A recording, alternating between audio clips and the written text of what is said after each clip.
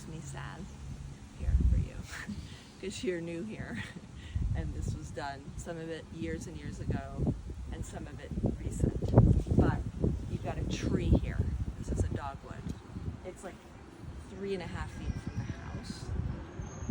It's blocking already the window. It's going to get between 20 and 25 feet tall and wide if you let it. If you don't let it, you're constantly pruning and it looks crappy. This rhododendron also wants to get big. The holly, already big. This is cool. This is a perennial. Whack it down. You've got a spirea back here. It's too shady. You've got a boxwood, it's smushed. A holly, too big. But at least it's against, there's no window that it's blocking. I think this stays, okay? This, again, blocking the window, very bad choice. This is gorgeous, but you can't even see. Look how big it is. I mean, I'm starting from scratch. If this were me, I'm cutting down most things. I'm leaving the holly.